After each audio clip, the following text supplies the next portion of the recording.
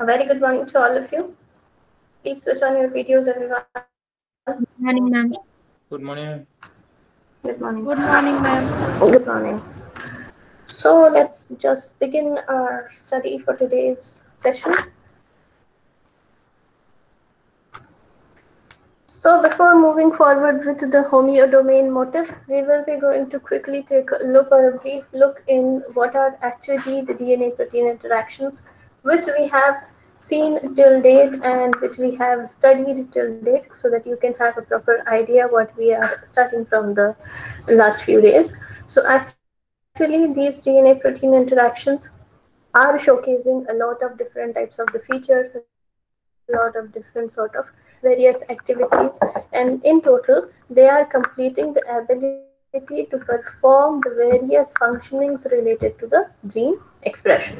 So we have seen various different types of motifs or factors or domains which are there in case of these DNA protein interactions, which will be going to totally help out us and the complete processes in the gene expression in performing the activation in between the specific gene and its DNA and the proteins, that is the transcription factors. So the things which we have seen, that is how the interactions are going to be like they are totally having two sort of or two types of completely different interactions, and that interactions are being differentiated or divided into basically two categories.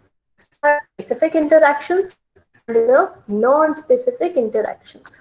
So first of all, the specific interactions, we have seen that there are totally 5 different types of interaction. It is written on before, but we know that there are different types of interactions.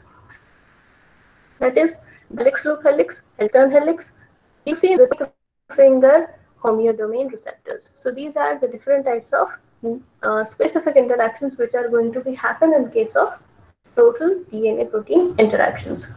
And talking about or having a look at the non-specific interactions, so they are nothing but the interactions which are going to be performed or helped out with some non-specific sort of factors or parameters. So they are basically showcasing the ability to perform the specific attraction in between a molecule and their DNA or their another sequences. Like in case of methylation and demethylation, the methyl group is being added, and in case of demethylation it is being removed.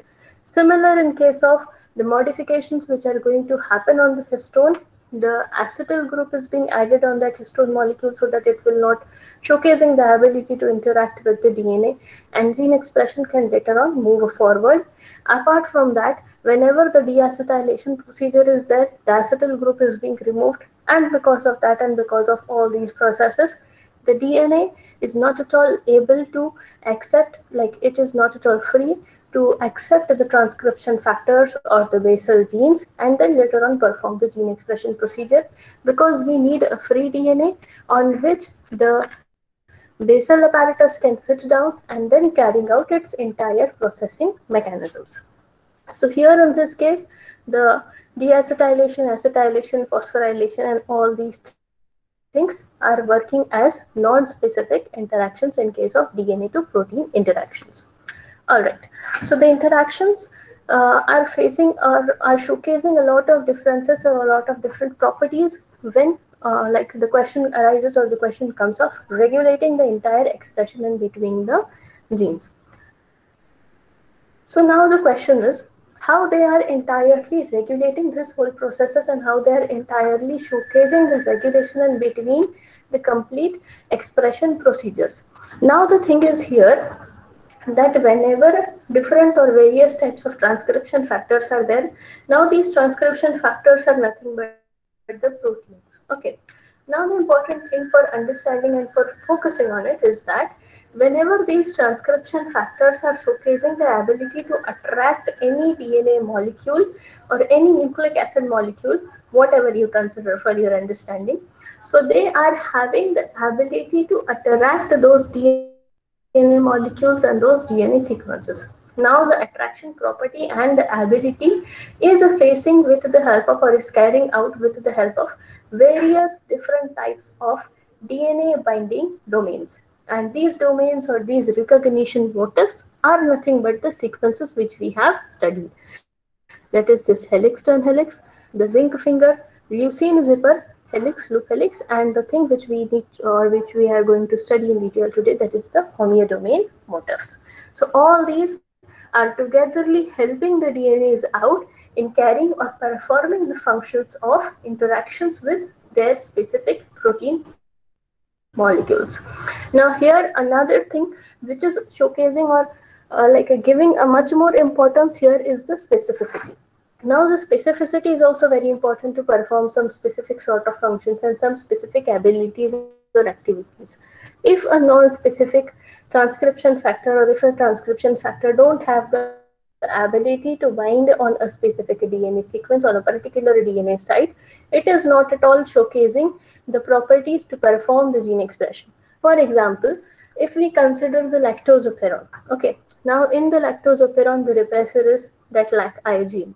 Okay, so in place of the lac-I gene, if we allow the ARA-C or the TRP attenuated sequence to get sit on that particular position and then carrying out the lycopyron, so it is not going to be firstly sitting on that particular position. It is not going to get attracted with that particular position of the repressor of the lycopyron, and later on cannot perform these functions. So site specificity is also like showcasing a very much important role in carrying out these interactions and these particular processes or regulations in case of gene expression. So the first one or the first domain or motif which we have studied is the helix turn helix. So basically this helix turn helix is nothing but the most common DNA binding motif which is found in case of prokaryotes, and it is having the ability to get attracted or interact with the major groove of DNA. Now there might be some exceptions, but the helix turn helix or any sort of different sequences like whatever you consider any DNA binding domain, the leucine zippers, the zinc fingers, all these showcase the ability to bind to the DNA at its major groove position only. The rest of the exceptions which we have seen in case of the activators like the TBP and HMG domain, all these are showcasing the ability as an exception where they bind to the DNA in their minor grooves. So here in this case, the helix turn helix is showcasing the ability to firstly interact with a particular sequence, and after that particular sequence ability, they will be facing some sequences like they will be going to interact with the DNA in case of their major groove. Now here again they are showcasing the ability like they are totally having the functions of carrying out a structure as a helix turn helix. Now here in this image, if you could see clearly, the alpha helix is getting attached with a beta turn, and then another alpha helix is there, and this completes the entire helix turn helix structure. In this helix turn helix structure, a recognition helix is there. This recognition helix is having the ability to recognize the specific DNA sequences, and whenever they are recognizing the specific DNA sequences, it is showcasing the ability to bind on the specific major groove. Now, no matter how much sequences are present in this complete helix turn helix structure, it is going to be binded out with the DNA only with the help of this recognition helix only. So that is a very important thing. Okay, that no matter whatever sequences are present in this helix turn helix alpha helices or the beta sheets, whatever you consider, but it will be going to bind with the DNA's major groove and recognize the DNA sequence only with the help of the recognition helix only. And also it is showcasing the ability or property like a homeodomain, which we will be going to see later on. But yeah, it is also like the example of these are the lambda repressors and the lac repressors. Lac repressor structures which we have studied in the last lecture, where we have studied the repressors in detail. So here the helix turn helix structures or the sequences are having the property to interact with the DNA's major groove with the help of their recognition helices. The next thing is zinc finger. The second domain or the second structure is the zinc finger. Now in this zinc finger, zinc finger motif or in this zinc fingers structure particularly. So here the zinc atom is being present in the center. The zinc atom is present at the centermost point of this structure. It is showcasing the property that it is having zinc here in this case. Now zinc is very much important to maintain this entire structure. Okay, it is showcasing very much important ability and property to maintain the complete structure by holding all the structures together, by interacting with all these different sort of moieties, all the different amino acids which are there. And yeah, here another important thing for consideration is the presence of amino acids. There are a lot of amino acids in the complete environment. From these amino acids, the proper amino acids which are showcasing the ability and property to interact with its proper nucleic acids like the DNA and the RNA, only those amino acids are being utilized in this complete structure. So here the amino acids which are specific for interacting with the DNA or RNA and which are showcasing their properties to specifically attach these sequences are this phenylalanine and leucine. Apart from these two another important like amino acids which are present in this complete structure, which is present in this circularization here with the zinc, that is the cysteine and the histidine. Now these cysteine and histidine are present in the doublets or the tetra, like in the four sequences. Now here there might be in the beta sheets two cysteines might be there, or in the alpha helices two histidines might be there. But if two cysteine or two histidine is not there, then in that case total four cysteine molecules are being utilized to perform this entire DNA binding ability of this zinc finger. So here again it is showcasing the properties of beta sheets as well as alpha helices. And here another important thing is that it is first of all discovered in case of Xenopus laevis, that is the frog cells, and the example for this particular DNA zinc finger domain or zinc finger motif is the TF3A. So it is also showcasing very much importance, and also it is showing us the presence of approximately total 30 amino acids. All these amino acids which are faced here and which are attached here are amphipathetic in nature. They are attached with the help of zinc atoms, and then their interactions could have been with four cysteine molecules or could have been with two cysteine or two histidine molecules. So that is also very important thing. And yeah, one more thing for importance and for understanding or to remember is that the zinc which is present, okay, the zinc which is present here in this case or whatever image we'll consider. Now the zinc which is present here is not actually interacting with the DNA. Okay, it is not the thing which is going to be interacting with the DNA sequence or the DNA structure. So the zinc, like the complete coordination interaction between the DNA is carried out or is happening with the amino acids which are present. Okay, so the amino acid stabilizes this complete small structural motif.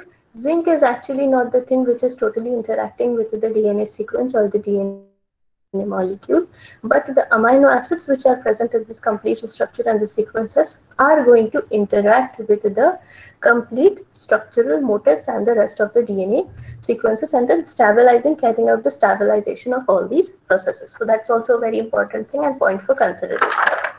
And the example here in this case of zinc finger is this TF3A, and apart from that, the eukaryotic transcription factor, that is ZIF268, is also the example which is showcasing a single polypeptide with three zinc fingers. So that also you can mark it down in your books. And yeah, another important thing related to this zinc finger is that it is also showing the properties and functioning in case of or functioning as a RNA binding motif as well, showcasing its important in RNA protein interactions as well. So that's also another important thing related to these zinc fingers. So are you getting all the things?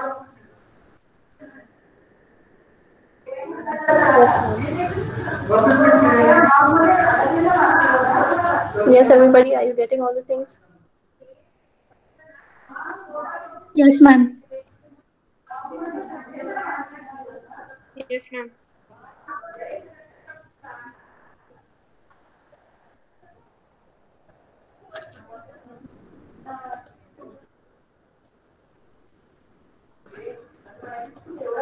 Alright, so this is the information related to the zinc finger and the helix and helix, and basically what is going to happen in case of this structure, that is the DNA protein interactions. Okay, now we will see the next structure or revise the next structure, that is the leucine zipper.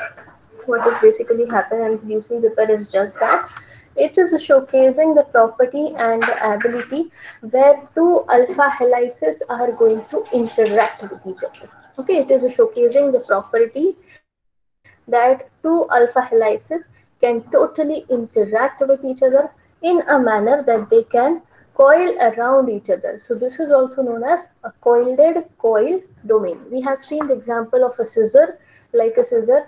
This this leucine zipper is being attached and this leucine zipper is being placed. Like this is showcasing the properties, like the edges where the hands are being placed are showcasing the properties of the C terminal.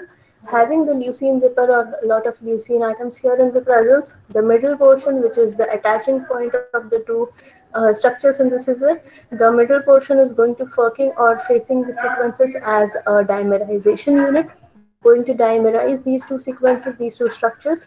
And yeah, it is also showcasing the properties of having an N-terminal region. This N-terminal is going to interact with the major groove of the DNA. The interaction with the leucine zipper and the leucine zipper with the rest of the sequences are going to be happen with the N-terminal portion only. It is not going to attach with the C-terminal at all. So that's also a very important thing for the consideration, that these leucine zippers are showcasing the attachment property with that of the N-terminal and not the other sequences, that is the C-terminal portion. Okay, and yeah, and here another important thing is the presence of these helices. Here are different sort of helices which are present, showcasing the properties as a heterodimer or the homodimer, and also showcasing the ability to dimerize. Okay, and yeah, one more important thing for here or for understanding this leucine zipper is just that they are not interacting as two parallel lines. Okay, the is equal to sign, that is two parallel lines. These two sequences, these two alpha helices are not at all interacting with each other as two parallel lines. They are interacting in a crisscross fashion, like a crossed or coiled sequences. That's why it is called as coiled coil domain, because it is not interacting or dimerizing as two parallel lines, the sequences which are like above and below each other. So it is not interacting like that, but it is showing the interaction like the crisscross sequence or crisscross domains or regions. So that's also a very important thing related to these leucine zippers, that it is interacting in a crisscross fashion. And with that crisscross fashion, approximately 30 to 50 amino acids are there which are totally completing this entire structure. And in this structure, whatever number of amino acids you consider, but every seventh position there is a leucine amino acid which is going to be present in this complete structure. At every seventh position, the leucine is every time repeating itself. When 7 completed, leucine is there. When another 7 is completed, so leucine is there. So after every seventh position, the leucine is repeating itself, and that's why it is indicated with the name leucine. Okay, and the zipper is because whenever we are zipping two sequences with each other, whenever we are zipping a bag with each other, so like in the bag, how the two faces or how the two edges are going to attach with each other, in that similar manner, these two helices are also being attached with the help of this leucine. It is working as a zip to completely zip out the two sequences altogether, and that's why this name is given to this complete sequence, leucine zipper. Okay, so I think that's the important features or the things which are present. And also it is a showcasing or like it is like indicating the ability to attach on a particular sequence only. Can anybody the sequence was that where the leucine zipper is having the property? Yes, can you ACGT. please repeat it again? Very good. ACGT. So ACGT, yes, ACGT is the sequence where these leucine zippers are being interacting or attaching at the face of the DNA, showcasing the ability to interact with the major groove in a sequence specific manner on this particular ACGT sequence. And here are the examples which are present in case of the eukaryotic transcription factor or the cell cycle are this Jun and Phos. Okay, and yeah, it is it is found in prokaryotes in somewhat manner, but most of the cases it is present in case of the eukaryotic organisms or eukaryotic cells carrying out the processes in case of the eukaryotes. So this is how it will be going to interact with the DNA in the regions which are present here. This is the DNA, and this is how the helix leucine zippers are going to be interacting with the complete structures and forming the forming the hydrophobic interactions here in this case. Okay, so this is the information related to the leucine zipper. Is that clear to everybody? Yes, ma'am. Yes, ma'am. Yes, ma'am. Yes, ma'am.